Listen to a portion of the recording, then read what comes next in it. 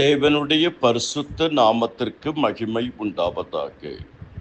இயேசு கிறிஸ்துவின் இரத்தத்தினால் வரும் ஆசீர்வாதங்கள். அவருடைய குமாரனாகிய இயேசு கிறிஸ்துவின் இரத்தம் சகல பாவங்களையும் நீக்கி நம்மை சுத்திகரிக்கும். இயேசு கிறிஸ்துவின் இரத்தம் ஜெயம். இயேசு கிறிஸ்துவின் இரத்தத்தினாலே பாவ மன்னிப்பாகிய மீட்பு. கொலோசியர் 1:14. குமாரனாகிய அவருக்குள் அவருடைய இரத்தத்தினாலே பாவ மன்னிப்பாகிய மீட்பு நமக்கு உண்டாகியிருக்கிறது.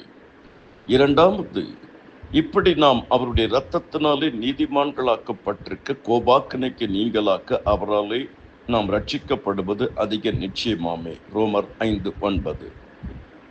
மூன்றாவது மன்னிப்பு. எபேசியர் 1:7.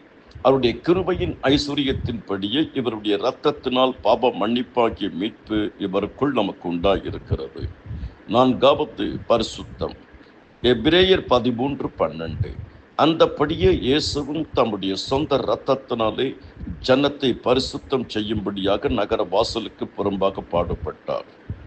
ஐந்தாவது சமாதானம். கொலோசியர் 1:20.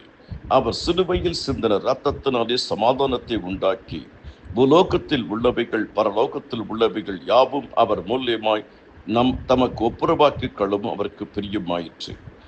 ஆறாவது, தேவனிடத்தில் கிட்டி சேருதல். எபிரேயர் 10:19.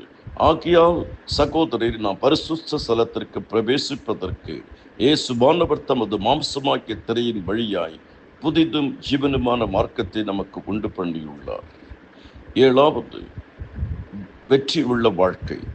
மரணம் நேரிடுகிறதா இருந்தாலும் அதற்கு தப்பியும்படி தங்கள் ஜீவனையும் பாராமல் ஆட்டுக்குட்டியின் இரத்தத்தினாலும் தங்கள் சாட்சியின் வசனத்தினாலும் அவனை ஜெயித்தார்கள். வெளிப்படுத்தின விசேஷம் 12:11.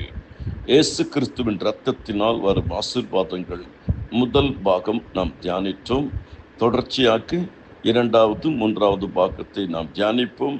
கர்த்தர் உங்கள் ஒவ்வொருவரையும் அபரிவிதமாக ஆசீர்வதிப்பாராக. அடிக்கடி நாம் இயேசு கிறிஸ்துவின் இரத்தம் ஜெயம், இயேசு கிறிஸ்துவின் இரத்தம் ஜெயம், இயேசு கிறிஸ்துவின் இரத்தம் ஜெயம் என்று சொல்லிக்கொண்டே இருக்க வேண்டும். அவருடைய குமாரனாக்கி இயேசு கிறிஸ்துவின் இரத்தம் சகல பாவங்களை நீக்கி நம்மை சுத்திகரிக்கும். ஆமென்.